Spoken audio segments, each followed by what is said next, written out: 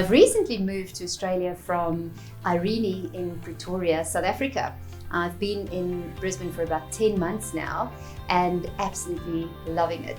My reason for choosing Australia would most probably be the similarities that it has to South Africa. In terms of weather, in terms of people, in the time zone. So from that point of view, Australia really made sense for my family and I. I decided to move to Australia. I came here for a holiday in 2015 with my daughter and came to visit a really close friend that lived out here. And I absolutely loved it. So we decided, when we went home, we decided to come back. So it took a year to kind of get everything together. But once I secured a position, I got sponsorship and I was really lucky. We were kind of on our way to Australia within 5 weeks. It was amazing, best thing I've ever done. I have been in Australia for 15 months and the reason for choosing Australia as my destination, so I was offered an opportunity, a job opportunity with People Connection on sponsorship, and I'm sure some of you are aware that due to the situation in South Africa in terms of the economy, in terms of employment, the safety and security, and the general quality of life, that was my main reason. As you can probably see or hear, I'm actually originally from England. I came across to Australia many years ago on a working holiday visa, and lucky enough to secure some farm work here, which was on an apple farm out in Stanthorpe. And then during that time, I was able to save quite a lot of money and then go around the whole of the East Coast here in Australia in my old hippie van. So I've been in the country now, I think, for about 6 years. So I'm actually a permanent resident here in Australia. And then this year, fingers crossed, I'll be lucky enough to go for my citizenship.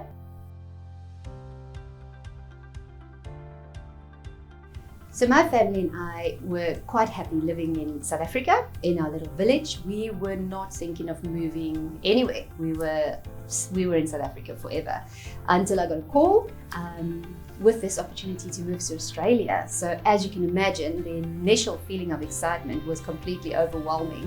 You just can't believe this is going on and your mind is racing 100 kilometers an hour. But then as things progress, hesitations do start creeping in. That's human nature. So all of a sudden we start thinking, how am I going to fit into the community? How am I going to fit into the culture? Am I going to make new friends? Am I going to be successful in my job? What about my children? Are they going to be able to fit into the schooling system? Because it's so different. And then we're not even going to talk about the visa process, the ups and downs of waiting for the visa to come through. So yes, of course, there's hesitations. There was hesitations for me and my family because it is a big move, but absolutely worth it in the end.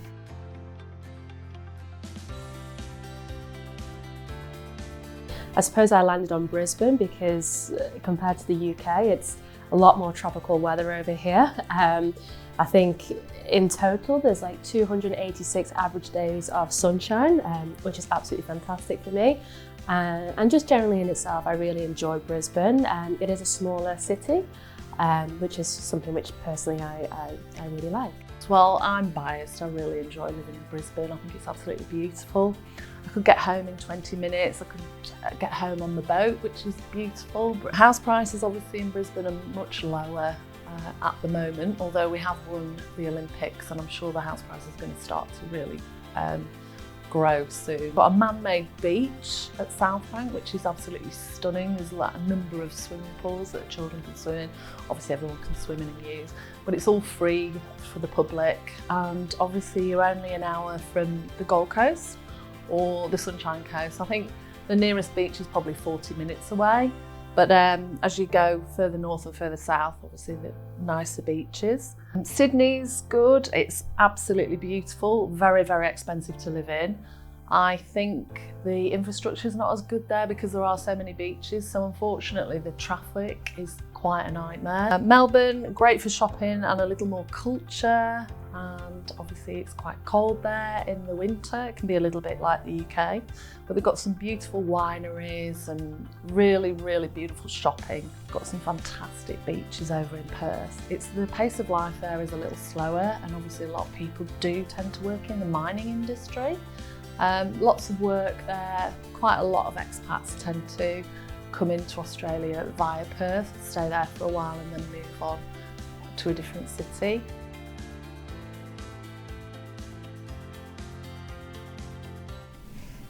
Public transport in Brisbane is really, really good. We have, from the city, you could get anywhere with an Uber, of course, or a taxi. There's bus services, there's train services. There's also ferries, which is lovely. You go onto the river on a ferry and you can hop across from one side to the next, which is quite an experience if you're not used to something like that. And then there's also bikeways. So you could pretty much cycle into the city on your bicycle, and most of the way actually has a little bikeway where you can safely cycle.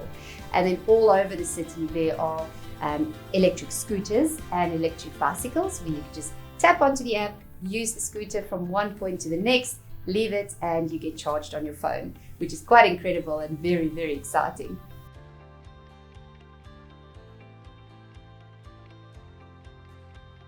So wow, where do I start?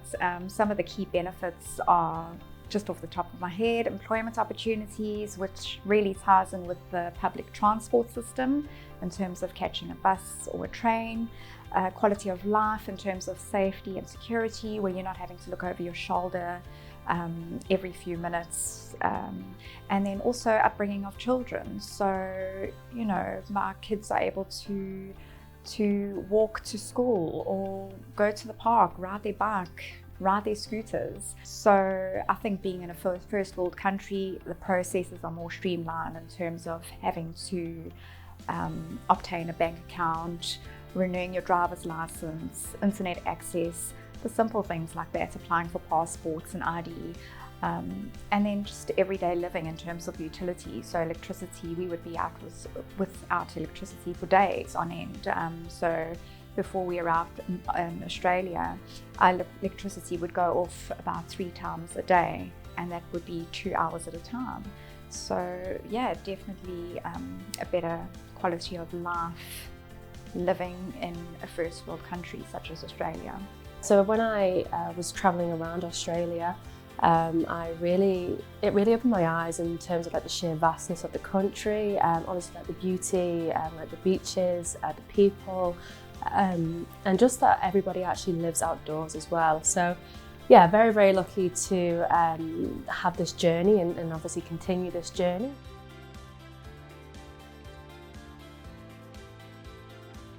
There's a huge skills shortage in Australia at the moment. There's just too many jobs and not enough skilled people to do the jobs.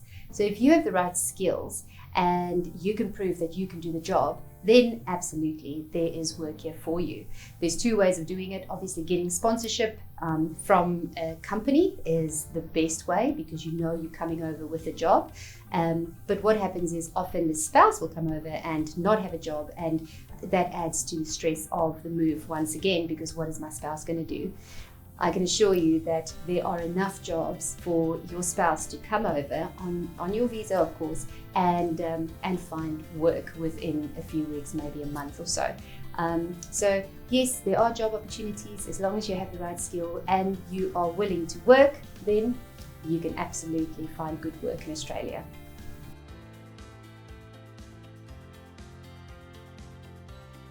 I think one of the biggest personal success stories which I've had, like I mentioned earlier, I came here just on a working holiday visa and was lucky enough to transition into that permanent residency, and now hopefully going for that citizenship later on this year. And during that time on that working holiday visa, you know, I was really lucky enough to live on a farm with some really nice and interesting people. They're actually originally from the UK as well, and they're from Bristol. And yeah, even after all those years, we've actually managed to remain friends. They also reside here, so I think now. We've got about 7 years worth of friendship, and we're also going through that whole journey together as well. You know, somebody's getting married, other people are engaged. So yeah, I think that's just a bit of a personal one for me.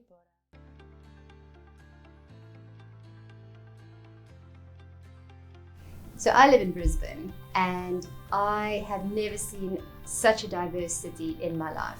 There are people from all over the world. As South Africans, we often think, oh, you know, Australia is full of South Africans. Yes, it is. But we are actually not the most immigrants that come through to Australia. We're only number 8 on the list. So there are just such a diverse range of people, and people are generally very welcoming. You know, they're welcoming, they're happy to have a chat. But then, of course, you do get people that would like to stick to themselves and stick to their own, and that's also fine.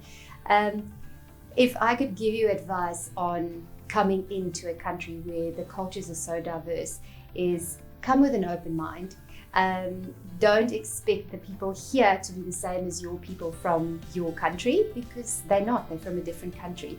Don't compare every day, oh, South Africa used to be this and our people is this. Of course, we have to remember our people and remember our culture, but it's important that we remember to also embrace other people's cultures and respect other people's cultures.